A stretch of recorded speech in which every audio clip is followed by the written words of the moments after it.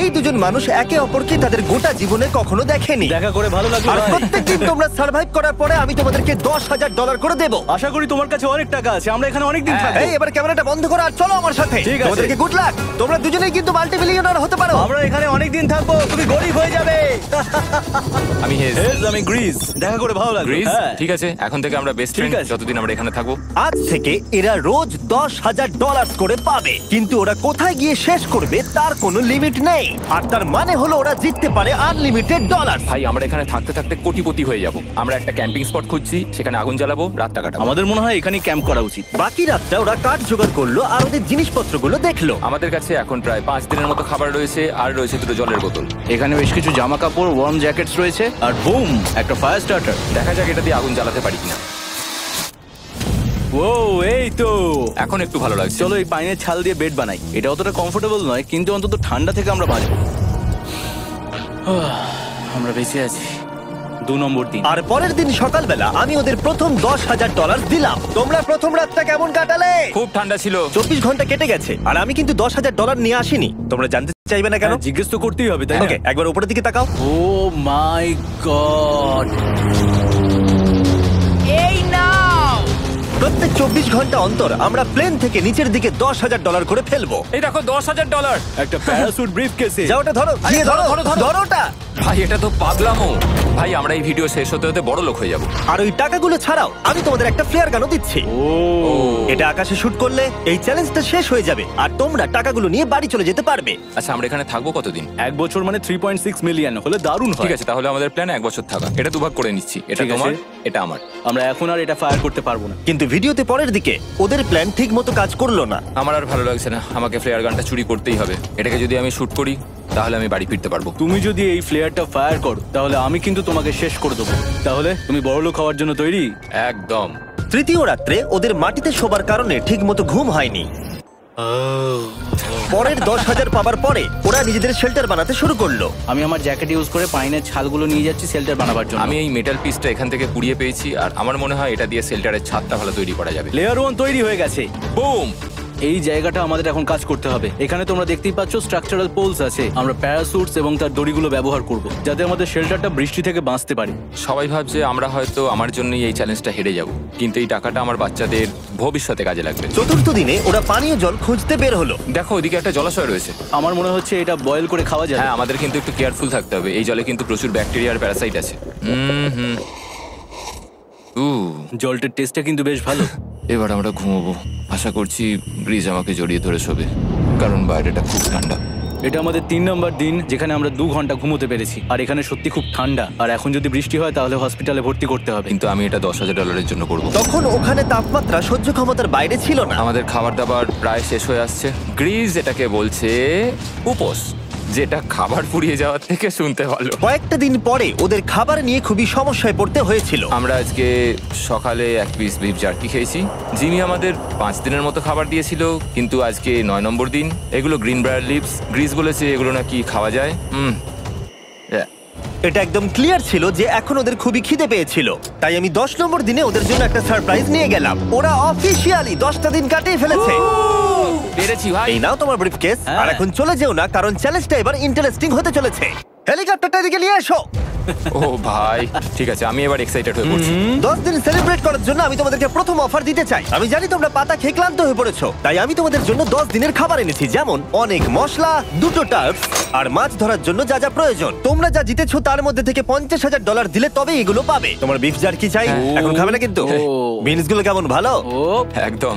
এই তো কফি। তোমাদেরকে আমরা ভাবার সময় দিচ্ছি, আমরা 10 মিনিট পরে আসছি। প্লিজ, এটা কিন্তু ইয়ার্কি নয়। আমাদের এই জিনিসগুলোই লাগবে ফিশিং করার জন্য। 50,000। 50,000। যদি ওরা অফারটা না নেয় তাহলে ওরা বড্ড বোকামি করবে। 10 দিনের খাবার মানে হলো ওরা $1,00,000 কামাবে আর ওদেরকে দিতে হবে মাত্র 50,000। আমি তো ওদেরকে সাহায্যই করতে চাই। চলো তাহলে কথা বলে নি। হ্যাঁ চলো যাওয়া যাক। ঠিক আছে জিমি। যদি তোমরা 60 সেকেন্ডের মধ্যে ডিসিশন নিতে পারো তাহলে আমি 2টো ভেজিটেবল বার দেবো। নেব। আমরা নিচ্ছি। আরে 59 সেকেন্ড এখনো বাকি আছে, কিন্তু ঠিক আছে। এই দুটো এখানে আমি রেখে দিলাম। 50,000-এর জন্য ধন্যবাদ। অনেক ধন্যবাদ। Thank you. খাবারটা এনজয় করো। ও তার সাথে তোমরা ক্রেডটাও পেলে। Thank you. Thank you Jimmy. Thanks Jimmy. আমাদের এই অফারটা নিতেই হতো। এই সপ্তাহের খাবারের দাম আমার বাচ্চাদের কলেজে পড়ার খরচের সমান। হ্যালো ভাই, আমার এখনো বিশ্বাস হচ্ছে না যে আকাশ থেকে আমাদের জন্য টাকা পড়ছে। ক্রেটে যা খাবার আছে তাতে ওদের 10 দিন চলে যাবে, কিন্তু ওদের 1 বছর থাকতে হলে তাহলে আমরা 1 বছর থাকবো। ওদের নিয়মিত খাবারের সোর্স খুঁজতে হবে।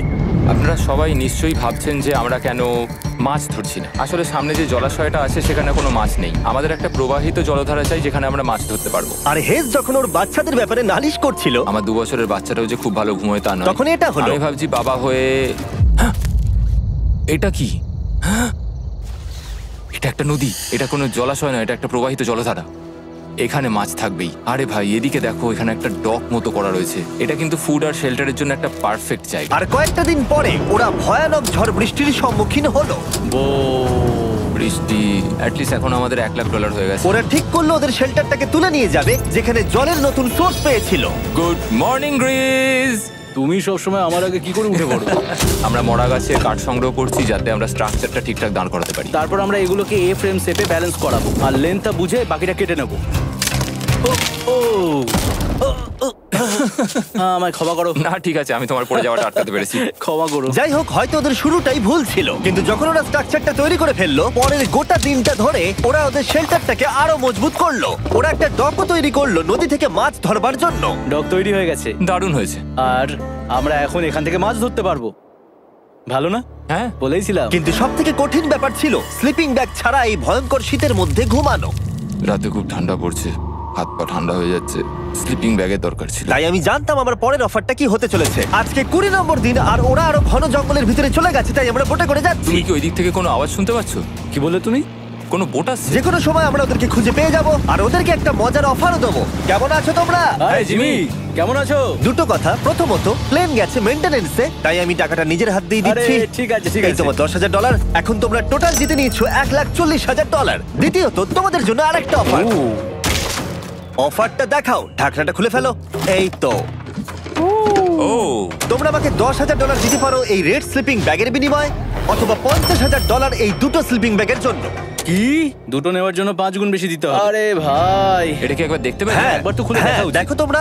দাঁড়াও আমি একবার এর ভেতর ঢুকে দেখি।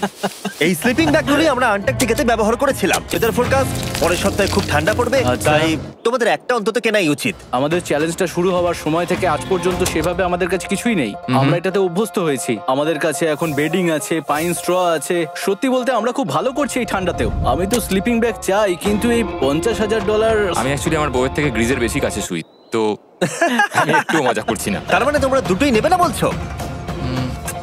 রাতে খুব ঠান্ডা পড়েছিল, স্লিপিং ব্যাগ নেই। হ্যাঁ, তো আমার মনে হয় আমাদের এটা চাই না। হ্যাঁ, ঠিক বলেছো। ওয়াও, ওরা একটাও স্লিপিং ব্যাগ নিল না। ঠিক আছে ছেলেরা, এগুলো বন্ধ করে দাও। ওরা হয়তো স্লিপিং ব্যাগ ছাড়াও সার্ভাইভ করে ফেলবে, কিন্তু খাবার ছাড়া সার্ভাইভ করা অসম্ভব। বৃষ্টির দিনে ওদের বেশি কাজ ছিল না, তাই ওরা একটা রুটিন বানিয়েছিল যার মধ্যে ছিল জল গরম করা, শেল্টারের কাজ করা আর মাছ ধরা। কিন্তু তারা মাছ ধরতে পারছিল না। আমরা আশেপাশে একটু চারা ছড়িয়ে দিয়েছি, আশা করছি মাছগুলো নদীর নিচ থেকে চারার দিকে এগিয়ে আসবে। দিনের পর দিন তারা মাছ ধরতে ব্যর্থ হচ্ছিল, দেখি একবার চেক করে যদি কোনো ক্যাটফিশ আটকে থাকে তো। কিন্তু হঠাৎই তারা এই কাজে সফল হয়ে গেল। ও ও ও গ্রেস, যদিও প্রকৃতি এখানে অনেকটাই নিষ্ঠুর ছিল। এটা আবার কি? এটা কি আমরা খেতে পারবো? প্রথম মাছ। এটা একটা কুঁচে, আর আমরা এটাকে চারকোলের ওপর গ্রিল করে খাবো। এখন আমরা এটাকে আমেরিকান স্টাইলে তৈরি করব। এই প্রথম 27 দিনের পর আমরা কিছু একটা ধরে খেতে চলেছি, যেটা দারুণ হতে চলেছে। আমরা এটা পেয়ে খুব খুশি, আশা করি এটা সুস্বাদু হবে। জানি না এটাকে ডিলিশিয়াস বলা উচিত কিনা, কিন্তু ওরা 30 দিন ধরে একদিনও ফ্রেশ খাবার খায়নি, তাই ওরা এখন পাথর খেলেও সেটাও সুস্বাদু লাগবে। এটা দারুণ খেতে। এটা ফাটাফাটি। খুব সাধারণ রান্নাতে এটা খুব সুস্বাদু খেতে লাগছে। আমরা যদি এভাবে মাছ ধরতে পারি, আমরা এখানে অনেকদিন থাকতে পারবো ভাই। হ্যাঁ ভাই, ঠিক বলেছো। $3.6 মিলিয়ন। Good night. 28 নম্বর দিনে ওরা ওদের নতুন শেল্টারের ভিতরে বিছানা তৈরি করা শুরু করে দিল। দুটো ক্ল্যাম্প তৈরি হবে, এই একটা এই একটা। পাশ থেকে দুটো কাঠ শুইয়ে দেবো, ওপর দিকে একটা ছোট টুকরো বিছিয়ে দেবো, আর তারপর আমরা দারুণ একটা ম্যাট্রেস তৈরি করব প্যারাশুট। আর ওরা শেল্টারটাকে এত ভালো করে বানিয়েছে সেটা দেখার পরে আমি ভয় পাচ্ছিলাম যে আমাকে না ওদেরকে $1 মিলিয়ন দিতে হয়। আমার কাছে একমাত্র যেটা নেই সেটা হলো বাঙ্ক বেডস। হ্যাঁ, সত্যি এটা খুব খারাপ ব্যাপার। ওরা এই জলাশয়ের পাশে নতুন শেল্টারটাকে গড়ে তুলতে সবকিছুই ব্যবহার করছিল, কিন্তু ওরা একটা বিশাল ভুল করে ফেললো, কারণ ওরা আর ইল মাছ ধরতে পারবে না। ছিঁড়ে গেল।